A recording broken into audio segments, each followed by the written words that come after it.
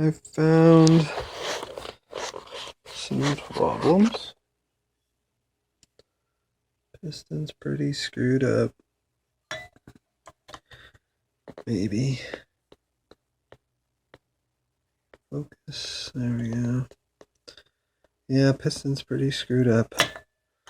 And of course, so is the cylinder. Not as bad looking, but probably still needs board.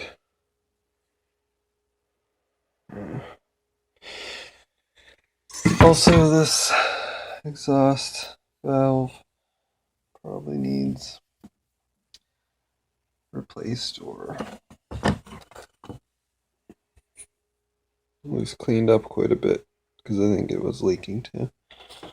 But for the most part, everything looks alright, and was sort of what I expected. I think I'll probably end up splitting the cases just to mod the kicker gear.